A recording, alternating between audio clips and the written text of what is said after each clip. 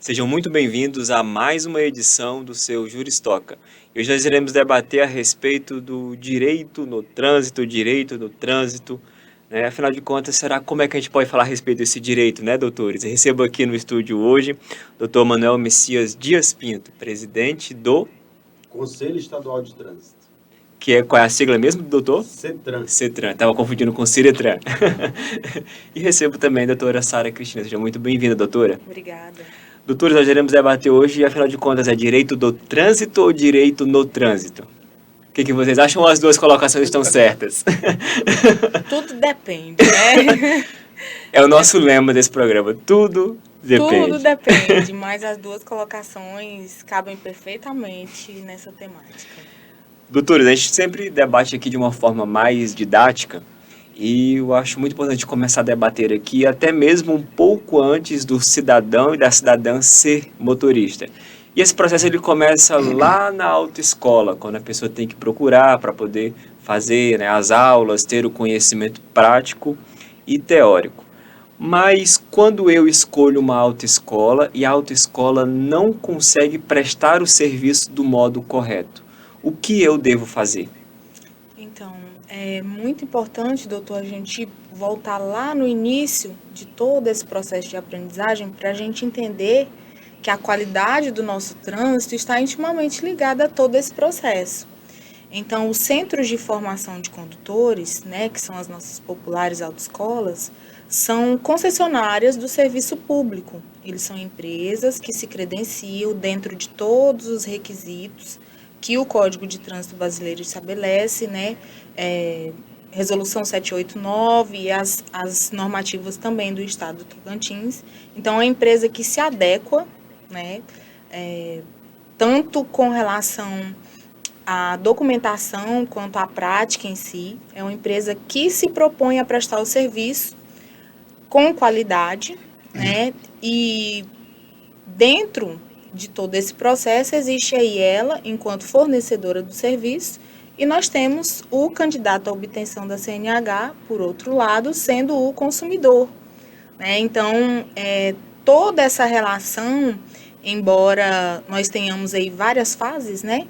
Aula teórica, aula prática, provas, embora nós tenhamos todas essas etapas, em todas elas nós temos sim uma relação jurídica, uma relação contratual, uma relação de consumidor mesmo. Então, tem uma série de autoescolas, de CFCs, que estão credenciados ao Detran Tocantins. O candidato à obtenção do CNH tem a opção de escolher qual autoescola ele quer fazer. Porém, é muito importante que nós tenhamos cuidado ao escolher essa autoescola. Por exemplo, consultar se não existe, junto à corregedoria, junto ao Detran, algum processo, né? Verificar, por exemplo, as condições da autoescola, né? Físicas, as capacitações que os instrutores têm, as condições dos veículos, porque de repente eu escolho aleatoriamente, baseado só no preço, e depois lá na frente eu vou ter uma surpresa desagradável, né? E pior ainda, eu vou ter um processo de aprendizagem todo danificado, né? Que você imagina você fazer aula em um carro que está cheio de problema, né? Que a embreagem não funciona direito, que não tem retrovisor. Imagine só, ou eu pego um instrutor totalmente despreparado, ou eu pego uma autoescola que está respondendo a um processo na corregedoria, quer dizer, já é meio duvidoso, já não tenho segurança nesse processo. Então, é muito importante que, em um primeiro momento, nós analisemos, né, todo esse histórico da autoescola, dos instrutores, dos veículos, e, em um segundo momento, muita atenção ao contrato, porque é necessário, como nós temos aí uma relação de consumidor, é necessário que nós tenhamos um contrato muito bem elaborado e que o candidato tenha conhecimento de tudo que ele precisa para ter um bom aprendizado. Então, na assinatura do contrato, por exemplo, eu vou ter as aulas teóricas de forma presencial ou vai ser EAD?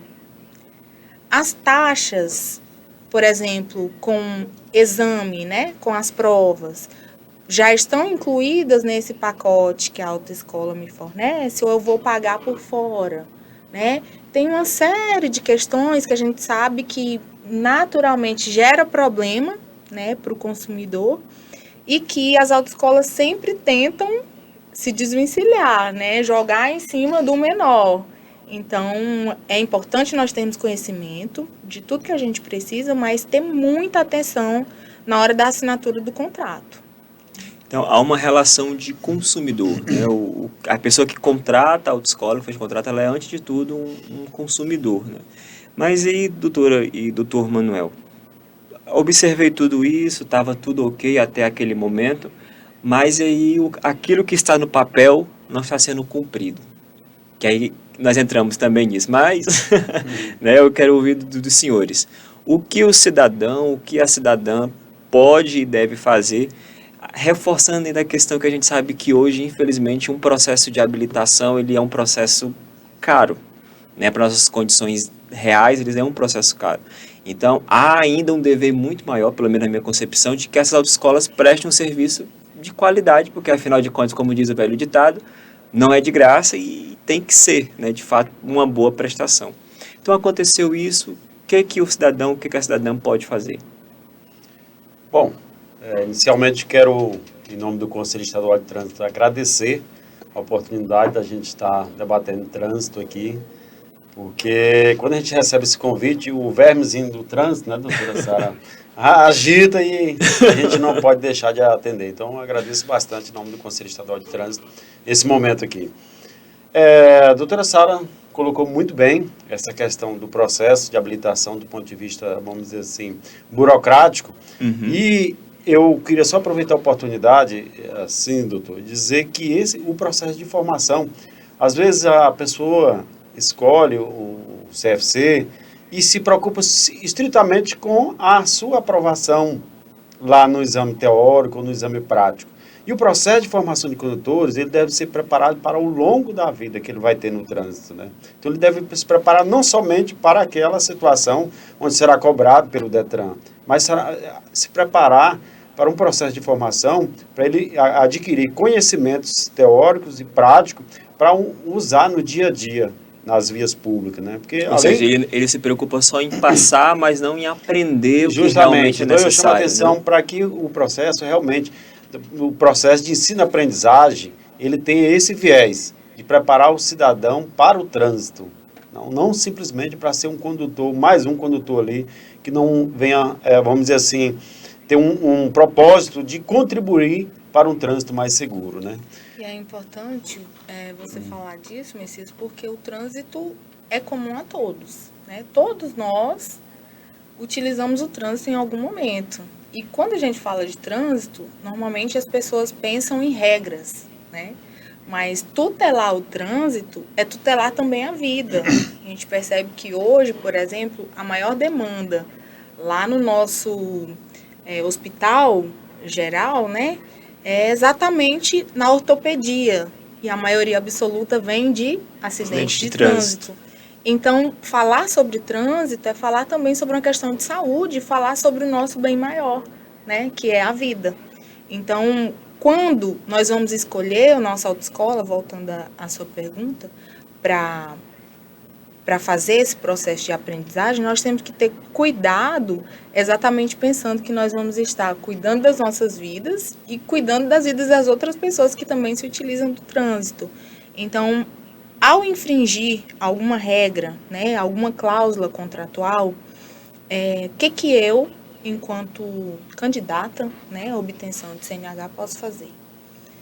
Primeiro, notificar a autoescola, né, de preferência por escrito, dizendo, olha, o carro em que eu estou fazendo as minhas aulas está com irregularidade tal, preciso que resolva, né? Não funcionou?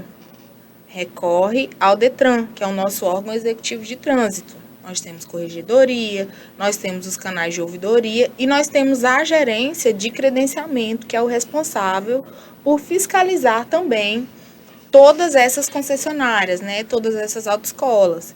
Então, primeiro, notificou à autoescola, de maneira formal, para depois você ter comprovação daquilo. Segundo, recorre ao nosso órgão executivo de trânsito.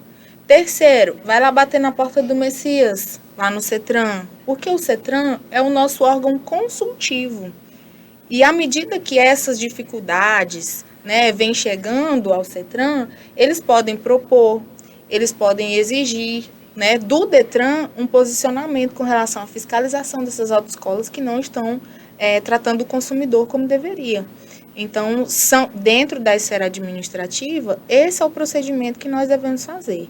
Não deu certo mesmo assim, aí a gente vai para a via judicial e já vai lá tentar executar esse contrato ou tomar alguma medida para resolver o problema, né? Doutores, então, dentro desse caso, resolveu, deu tudo certo, tirou né? A pessoa está habilitada, né? A habilitação é A, B, C, D e E, isso? Isso. Temos também a ACC, né? Agora até sofreu uma modificaçãozinha, mas... Essa ACC ninguém quase nunca tira ela, porque é o mesmo procedimento para tirar a categoria A, né? Então, realmente... é só para moto, no caso. Para as cinquentinhas, né? Cinquentinha. Aí já tira logo a A, porque já engloba, né? Procedimento. Então, tirei a habilitação, estou habilitado, estou pronto agora para exercer o meu direito, né?